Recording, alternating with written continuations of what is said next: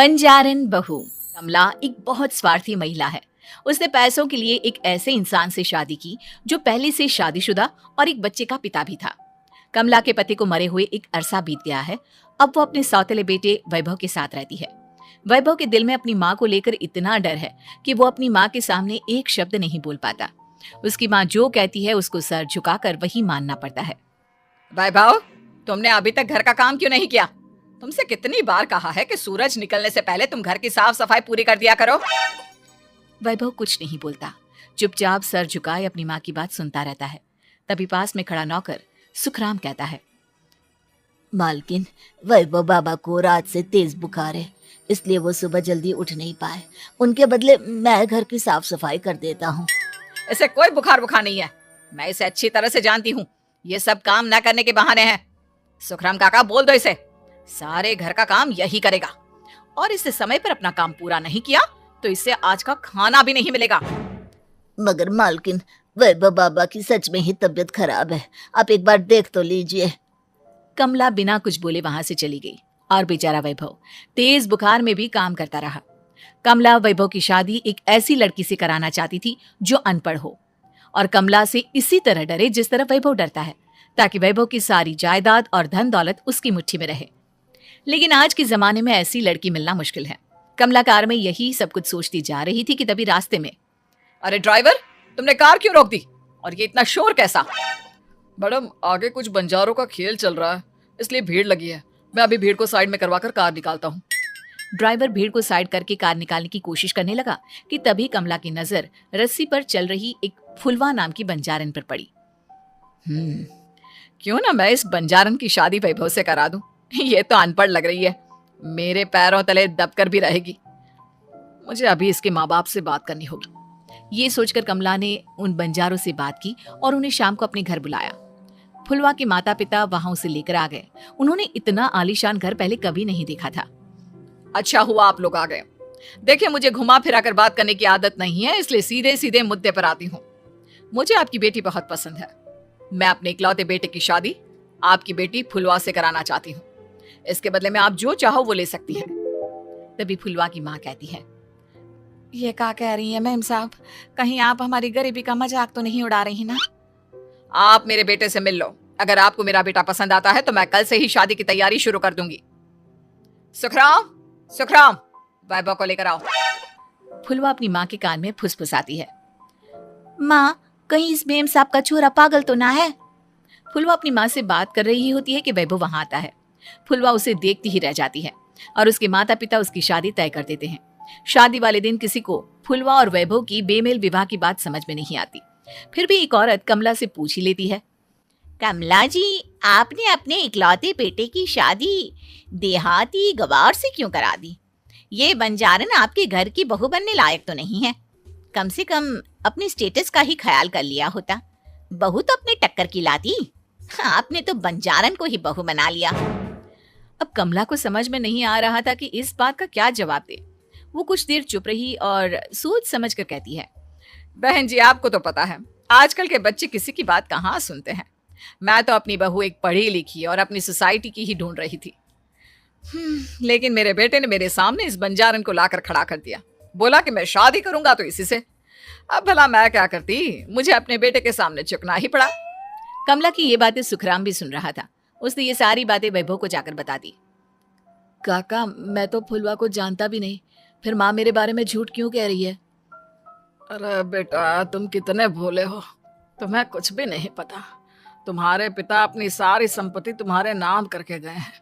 तुम्हारी माँ नहीं चाहती कि यह संपत्ति तुम्हें मिले, इसलिए उन्होंने तुम्हारी अनपढ़ लड़की से शादी करवाई ताकि तुम्हारी तरह वो भी अपने हक के लिए आवाज ना उठा सके।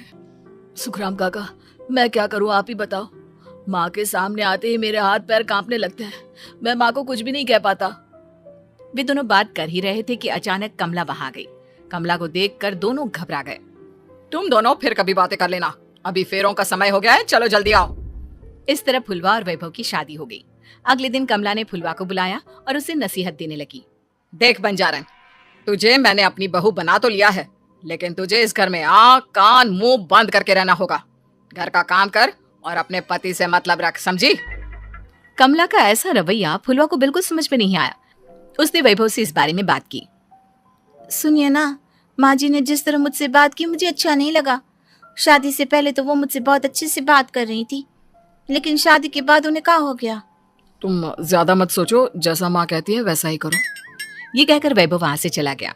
अगले दिन वैभव को घर के नौकरों की तरह काम करता देख फुलवा को बहुत हैरानी हुई।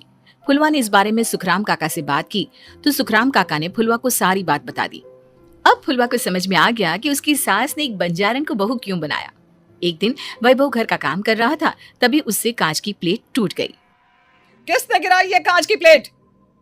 वैभव को वहां खड़ा देख कमला ने छड़ी से उसे मारना शुरू कर दिया। उसके पैर में कांच चुभ गया और खून बहने लगा, लेकिन फिर भी कमला उसे मारे जा रही थी। ये देखकर फुलवा ने कमला के हाथ से छड़ी छीन ली और तोड़कर फेंक दी। बंजारन, तेरी इतनी हिम्मत, तूने मेरे हाथ से छड़ी छीनी? कमला फुलवा को थप्पड़ मारने ही वाली थी कि फुलवा उसका हाथ पकड़ लेती है। ओ सस माँ, मैंने मोम की गुड़िया ना समझ लियो। बंजारन हूँ बंजारन, ईंट का जवाब पत्थर से देना जानती हूँ। आज के बाद मेरे या वैभव जी के ऊपर हाथ उठाने की सोचू भी ना, समझी ससु माँ? ये कहकर फुलवा वैभव को लेकर वहां से चली गई। उसने वैभव के पैर पर पट्टी बांधी, उसके आंसू पोंछे। वैभव ने पहली बार किसी के दिल में अपने लिए इतना प्यार महसूस किया। अब फुलवा वैभव का हर काम में हाथ बटाती, उसका बहुत ख्याल रखती। इस तरह दोनों बहुत ज्यादा नजदीक आ गए। वहीं दूसरी ओर कमला सारी जायदाद अपने नाम करने की साजिश करने लगी। और एक दिन, वैभव, वैभव, जल्दी बाहर आओ। कमला की आवाज सुनकर वैभव और फुलवा अपने कमरे से बाहर आ गए। जी माँ, आपने बुलाया? ये ले, इन कागजों पर साइन कर दे। वैभव कागजों पर साइन करने ही वाला था कि फुलवा वैभव के हाथ से पेन छीनकर कहती है, ना वैभव जी, आप इस पर हस्ताक्षर नहीं करेंगे। आओ बंजारन, मैं तुझसे बात नहीं कर रही। ये बात मेरे और मेरे बेटे के बीच की है। चुपचाप पेन दे दे, नहीं तो तेरी खाल उधेड़ लूंगी। ससु माँ, बंजारन की खाल इतनी भी ढीली ना होवे कि कोई भी उधेड़ लेवे। जो यकीन ना आता हो तो देख ले उतार के। और हाँ, बंजारन जरूर हूँ, पर अनपढ़ ना हूँ। मन ने भी पता है कि किसी भी कागज पर साइन करने से पहले उसे अच्छी तरह पढ़ लेवे हैं। पेन देती है या नहीं? ये कहकर कमला फुलवा को मारने आई तो फुलवा ने कमला को धक्का दे दिया और वो नीचे गिर गई। कमला डरकर वहां से भाग गई। अब फुलवा ने वो कागज उठाए और वैभव के साथ सीधा वकील के पास चली गई।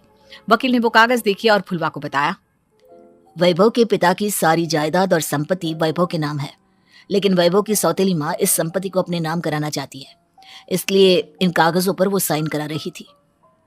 तो अब हमें क्या करना चाहिए वकील साहब? वकील ने फुलवा और वैभव को सब कुछ अच्छी तरह से समझा दिया। अब दोनों घर पर पुलिस को लेकर पहुंचे। कमला पुलिस को देखकर घबरा गई। पुलिस ने कहा, आपके नाम की कंप्लेंट हुई है, आपको हमारे साथ थाने चलना होगा। कंप्लेंट? कैसे कंप्लेंट? आप अपने सौतेले बेटे पर बहुत अत्याचार करती हो, धोखे से सारी जायदाद अपने नाम करा रही थी। अब नहीं इंस्पेक्टर साहब, जरूर ये मेरी बहू की कोई साजिश है, इसने गलत कंप्लेंट की है। मैडम, शिकायत आपकी बहू ने नहीं बल्कि आपके बेटे वैभव ने की है। कमला वैभव का नाम सुनकर दंग रह गई। जिस बेटे ने कभी उसके सामने सर नहीं उठाया था, आज वही बेटा उसके सामने पुलिस को ले आया है। वैभव, तुम्हारी इतनी हिम्मत कि तुम पुलिस को ले आए? हाँ माँ, मैं लाया हूँ पुलिस को, और मेरे अंदर इतनी हिम्मत कभी ना आती अगर फुलवा मेरा साथ ना देती। आपने बंजारन बहू को लाकर अपने ही पैर पर कुल्हाड़ी मारी है माँ। मैडम, आपकी बात खत्म हो गई हो तो चलो हमारे साथ। वैभव, मुझे माफ कर दो, मुझे थाने मत भेजो। आज के बाद मैं तुम्हें कभी नहीं मारूंगी, तुम्हें कभी परेशान नहीं करूंगी, मुझे माफ कर दो। वैभव अपनी कंप्लेंट वापस ले लेता है और पुलिस वहां से चली जाती है। वैभव अपनी सौतेली माँ से कहता है, मैंने पुलिस को वापस तो भेज दिया है, लेकिन मैं आपको माफ नहीं कर सकता। आपने बचपन से आज तक कभी मेरे सर पर हाथ नहीं रखा, हमेशा मुझे मारती रही, नौकरों की तरह बर्ताव करती रही। आप इस घर में नहीं रह सकती, चली जाइए यहाँ से। कमला घर छोड़कर चली गई और सड़क किनारे खड़ी होकर सोचने लगी, काश मैंने वैभव को माँ की तरह प्यार किया होता तो आज मैं इस तरह से बेसहारा ना होती।